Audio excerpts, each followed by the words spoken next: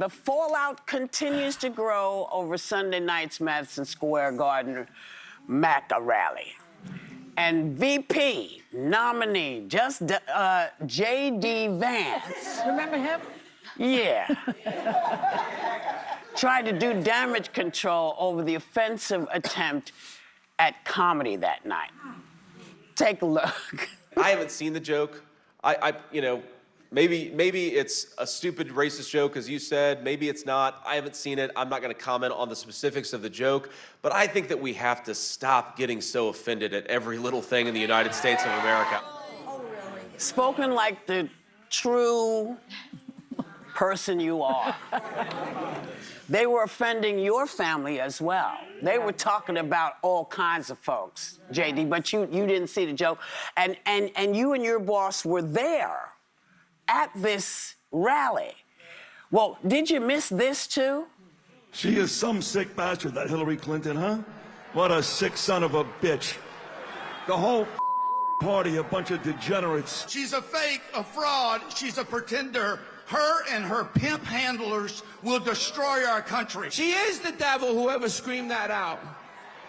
She is the Antichrist. The criminal migrants are gone. The gangs are gone. America is for Americans and Americans only. It's going to be pretty hard to look at us and say, you know what? Kamala Harris, she got 85 million votes because she's just so impressive. As the first Samoan, Malaysian, low IQ, former California prosecutor ever to be elected president. Wow. Now, wow. this is why people have problems with y'all. To all those people in that list, this is why people don't believe in you. They're not really hearing what you're saying. And it's you did yourselves no favor. And this is the closing argument. This is your closing message to Americans. Yeah. This is what they want you to know. And when people tell you who they are, Believe them. believe them. Mm-hmm. And it's a shame. It's a shame because there's so much they could have done. Yeah. And this is a problem I think we find oftentimes, you know, when we were talking about the border, you know, when you said the other day, you know, they could have made this so much easier. They could have fixed the border. We could have fixed the border, but you know who tanked it. Well, they don't want to fix it, really, Well- because then they don't have this, thing to rally on. All that was missing with the German subtitles. Did you watch this? Yeah. And, and by the way, what's his face? J.D. Vance? J.D. Vance. When Tim Waltz said that he was weird, he was all bent out of shape, so upset. Can't you take a joke, J.D.? Yeah. Take a joke. they also and keep- the other thing about the comedian, which I wasn't here, you talked about it yesterday. We have a rule in comedy. If you're a good comedian, you don't punch down, you punch up. You go after the big guys, You don't take a shot at a little island of people who have problems in this country because of bigotry, the Puerto Rican population, and the Jews and whoever else you're going after.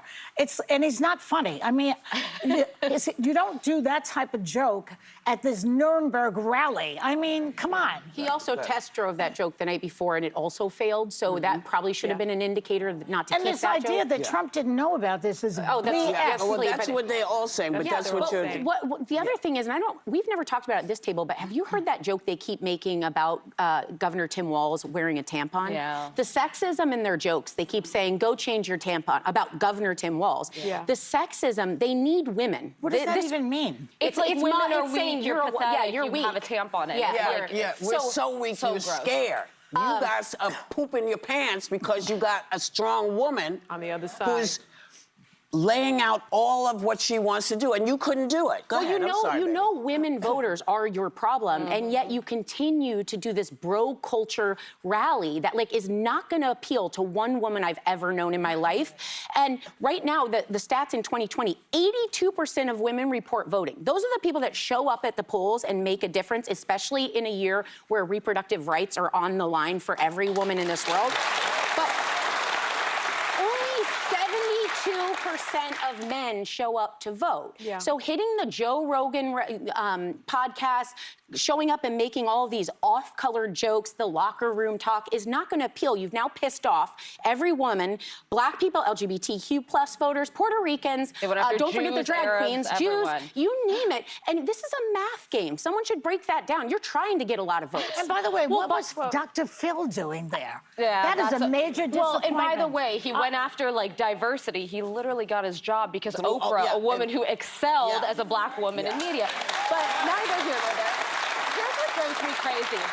This comedian, who's not funny, is getting a lot of the attention for the jab at Puerto Ricans. Donald Trump last week called America a garbage can because we're a melting pot, because we come from a multicultural background. That's who he is. So even if they want to dismiss this guy, this is who the campaign is. And to Sarah's point, I think this election comes down to the gender gap.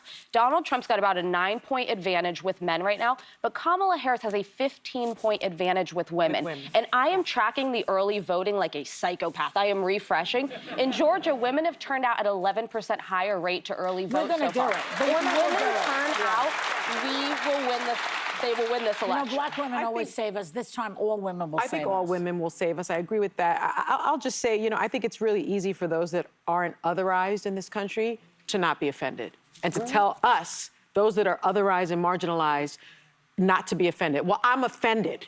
I'm offended. I'm offended about what was said during the rally, not only about my community, but about all communities. And I'll say, I think we need to call that rally what it was. It was a white nationalist rally with a white nationalist platform. Please read Project 2025. Please read Project 2025, because what we're not talking about is those are the policies, if Donald Trump gets elected, that will be the policies of this country. And they are all about, they're xenophobic, they are racist, they are bigoted, they're against the elderly people. I mean, it is the worst vision of America that could possibly exist, and we're not Well, it's very talking anti- enough it's- about it. Who are these people who are still went to that Well, rally? I think wanna a know lot who of they- people went to who that are they? rally and got their eyes open. I think so too. Because I think a lot of people went thinking, oh, they don't mean me. They do mean you. Yeah. And it's you know, you can be married to whoever you think you're married to, but are you safe? Are you really going to be safe in this environment? That's the question you have to ask yourself. Is this the environment you want to be in? I don't know.